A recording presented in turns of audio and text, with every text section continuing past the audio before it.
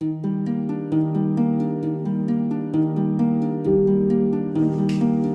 बच्चों, आपके अपने YouTube चैनल एपी फेयर में आप सभी बच्चों का स्वागत है।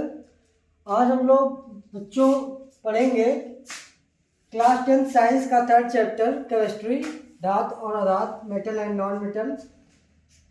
इस चैप्टर में हम लोग डिस्कस करेंगे धातु और अधातु के बारे में। ठीक है, तो सबसे पहले हम देखते हैं जो हमारा धातु होता है। ठीक है, धातु के प्रॉपर्टी यानी कि इसकी गुण के आधार पर हम इसके बारे में डिस्कस करेंगे। इसमें हमारा जो टॉपिक दिया है, पहला टॉपिक है धात्विक चमक, यानी कि जो मेटल्स होते हैं, धातु होते हैं, इनकी सबसे पहली प्रॉपर्टी क्या होती है कि इसमें क्या होता है, चमक होता है। क्या होता है? चमक होता है।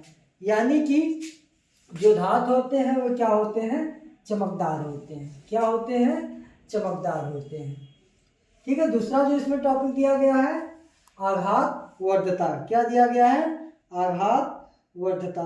आघात वर्धता का मतलब क्या होता है कि धातु यानी कि जो मेटल्स होते हैं उनको अगर हम पीटते हैं, क्या करते हैं, पीटते हैं, तो वह पतले शीट में यानी पतले चादर में क्या होते हैं, कन्वर्ट हो जाते हैं। क्या हो जाते हैं?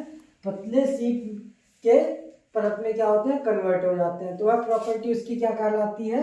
आघात वर्धता। जैसे हमारा लोहा है, ठीक है, चांदी है, सोना है, ठीक है, इसको क्या करेंगे, अगर हम हीट करके उस पर क्या करते हैं, हैमर करते हैं, उस पर स्टक करते हैं किसी दूसरे, ठीक है, भारी धातु से, तो क्या होगा, पतले शीट में कन्वर्ट हो जाता है। तो इसकी प्रॉपर्टी क्या कहलाती है? आघात वर्धता। क्या कहलाती है? आघात वर्धता। इसके बाद हमारा जो अगला पॉइंट दिया गया है वो क्या है? तन्यता। क्या होता है? तन्यता। तन्यता धातु की ऐसी प्रॉपर्टी है कि उसको, ठीक है, एक पतले तार में कन्वर्ट करने में, किस चीज में? पतले तार में, यानी कि उसके ऊपर अगर हम क्या करते हैं, स्टक करते हैं, प्रहार करते हैं, तो हम उसको एक पतले तार में क्या कर सकते हैं, कन्वर्ट कर सकते हैं। तो उसकी प्रॉपर्टी क्या कहलाती है? तन्यता। अगला दिया है ध्वनिक। क्या दिया है? ध्वनिक, यानी कि धातु ऐसे तत्व होते हैं कि जिन पे अगर हम क्या करते हैं, जिस पे प्रहार करते हैं या जिस पे अगर हम किसी चीज से उस पर चोट मारते हैं तो उससे क्या प्रोड्यूस होता है? साउंड प्रोड्यूस होता है। क्या प्रोड्यूस होता है? साउंड, यानी कि ध्वनि प्रोड्यूस होती है। तो उसकी प्रॉपर्टी क्या कहलाती है? ध्वनिक। क्या कहलाती है? ध्वनिक। इसके बाद पहले हम लोग देखे थे तन्यता। तन्यता मतलब क्या होता है कि इसको हम नॉन वायर में क्या कर सके, कन्वर्ट कर सके। जो लोहा सोना होता है तो हम लोग देखते हैं कि सोने को क्या कर सकते हैं कि पिघला करके हम एक लंबे तार में या, ठीक है, लंबी चीजों में क्या कर सकते हैं।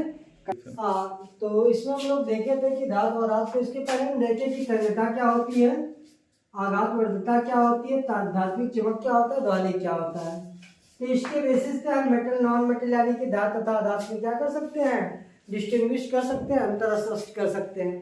तो एग्जाम में अगर आता है तो आप लोगों को आता है कि धातु तथा अधातु में अंतर स्पष्ट करें।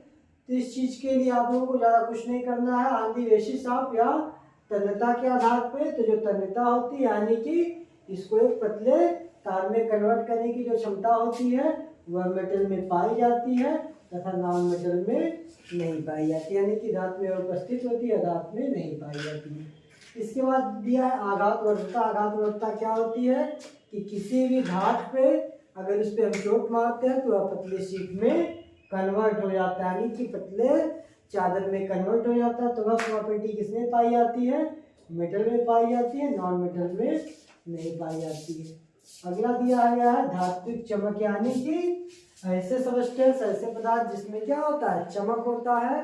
ठीक है, तो वह मेनली किसमें होता है? धातु में होता है, अधातु में नहीं पाया जाता है सिवाय नमक के। किसके?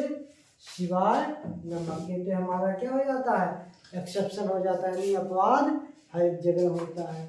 इसके बाद इसमें दिया है ध्वनि। ध्वनि का मतलब क्या होता है कि उस पर प्रहार करने पे, कोई भी अगर पदार्थ वस्तु है उसके ऊपर प्रहार करने पे अगर उसमें से ध्वनि उत्पन्न हो रही हो तो वो क्या कहलाएगा? ध्वनि। तो ध्वनि किसमें पाया जाता है? मेटल यानी धात में अधात में क्या होता है, अनुपस्थित होता है। तो यानी हम इसके चारों के बेस पे धातु और अधात के बीच में क्या कर सकते हैं, अंतर स्पष्ट कर सकते हैं। एग्जाम में ज़्यादा कुछ नहीं आता है, मेनली ये पूछता है कि धात तथा आधात में अंतर स्पष्ट करें, तो इसको आप इस बेस पे लिख सकते हैं, इसमें अंतर। इसके बाद हमारा जो मेनली दिया गया है, कुछ एक्सेप्शन दिए गए हैं आधात के।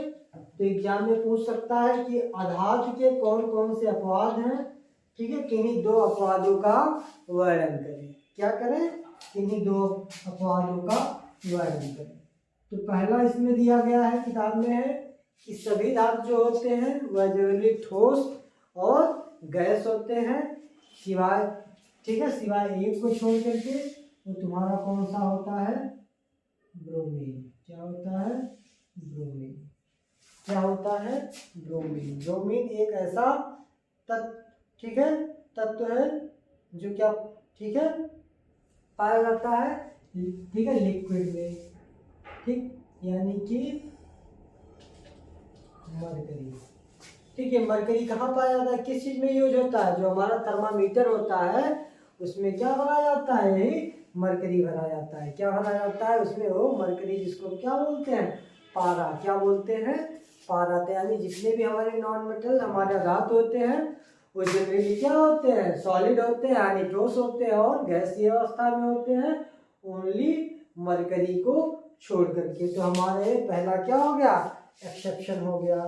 ठीक है, इसके पहले हम लोग देखे हैं, ठीक, कि सभी धातु क्या होते हैं, चमकीले होते हैं, यानी उसमें चमक होती है, लेकिन अधात में भी चमक होती है। एक्सेप्शन क्या है तुम्हारा, आयोडीन। क्या है, आयोडीन। आयोडीन मतलब क्या होता है, नमक। ठीक है, और आयोडीन की कमी से क्या होता है, घेंघा रोग होता है। क्या होता है, घेंघा रोग होता है। तो जनरली हम क्या कर सकते हैं कि एक्सेप्शन क्या होता है कि सभी धातुएं क्या होती हैं, चमकीली होती हैं, ठीक है, एक्सेप्ट आयोडीन को छोड़ करके। ठीक, इसके बाद दिया है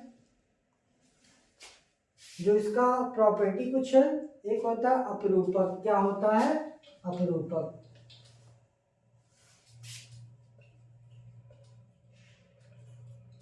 अपरूपक का मतलब होता है कि ऐसे तत्व या ऐसे धातु जो एक से अधिक रूपों में पाए जाए, ठीक है, वो क्या कहलाते हैं, अपरूपक। एक से अधिक रूपों में अगर वह उपस्थित हो तो वह क्या होते हैं, अपरूपक होते हैं। क्या होते हैं, अपरूपक होते हैं।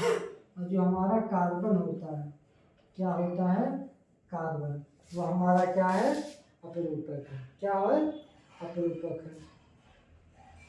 ठीक, इसके बाद में हम लोग डिस्कस करेंगे जो धातु होते हैं उनका रासायनिक गुणधर्म क्या होता है, यानी जो हमारे मेटल होते हैं उनका, ठीक है, जो केमिकल कैरेक्टर क्या होता है, केमिकल नेचर क्या होता है। तो हम लोग धातुओं के रासायनिक गुण के बारे में पढ़ेंगे।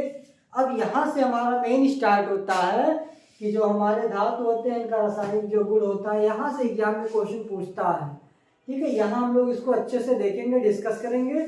ठीक है, तो इसमें चीज दी हुई है कि धातुओं को वायु में दहन करने से क्या होता है। मान लो अगर कोई धातु है, क्या है, धातु है, धातु को अगर हम जलाएंगे, क्या करेंगे, जलाएंगे, तो किसकी उपस्थिति में जलाएंगे, ऑक्सीजन की। तो यह क्या बना लेता है, धातु ऑक्साइड, यानी कि धातु ऑक्सीजन के साथ मिलकर के क्या बना लेता है, धातु ऑक्साइड। क्या बना लेता है, धातु ऑक्साइड। तो एक नंबर के क्वेश्चन में भी पूछ सकता है कि धातु ऑक्सीजन के साथ अब क्रिया करके किस चीज का निर्माण करते हैं, तो उसमें देगा हाइड्रोजन गैस, कार्बन डाइऑक्साइड, धातु ऑक्साइड, अधातु ऑक्साइड। तो हमारा क्या बनता है, धातु ऑक्साइड। क्या बनता है, धातु ऑक्साइड। जैसे मान लो, ठीक है, हमारा क्या होता है, मैग्नीशियम है। क्या है, मैग्नीशियम है। ठीक, यह किसके साथ मिला, ऑक्सीजन के साथ। किसके साथ, ऑक्सीजन के साथ। तो क्या बना देगा, Mg O2। क्या बना देगा, Mg O2 बना देगा, यानी कि मैग्नीशियम ऑक्साइड। क्या बना देगा ये, मैग्नीशियम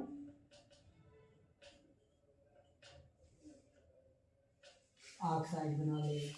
ठीक, क्या बना लेगा? Magnesium oxide.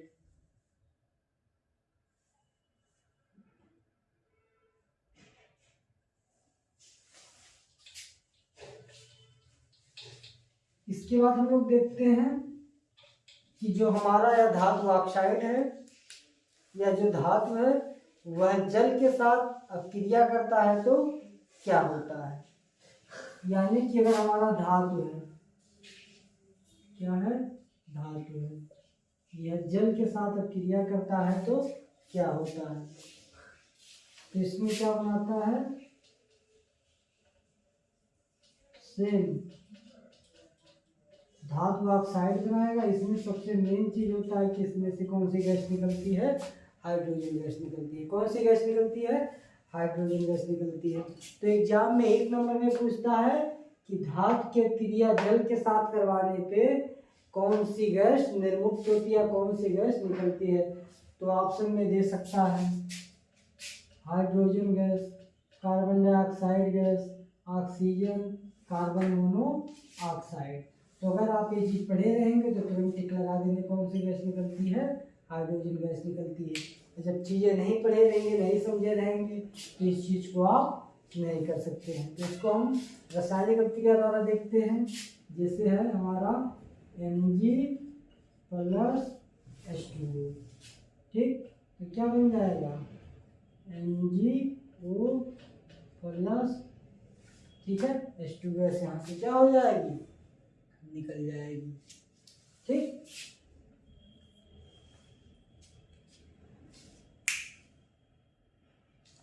अब देखते हैं अगला कि क्या होता है जब धातु की क्रिया हम किसके साथ करवाते हैं? अम्ल के साथ करवाते हैं। किसके साथ करवाते हैं?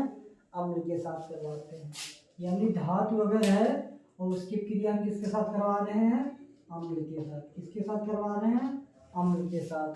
ठीक, तो हमारा क्या बनता है? लवण प्लस हाइड्रोजन गैस। क्या? लवण प्लस हाइड्रोजन गैस। जैसे Mg+HCl। क्या है? Mg+HCl।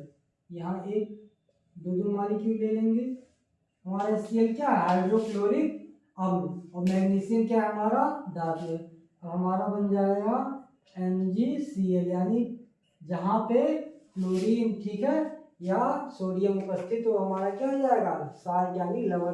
तो मैग्नीशियम क्लोराइड बन जाएगा। क्या बन जाएगा? Magnesium chloride. MgCl2 प्लस यहाँ से क्या होगा? 2 हाइड्रोजन, यानी कि हाइड्रोजन गैस क्या हो जाएगी? निर्मुक्त हो जाएगी।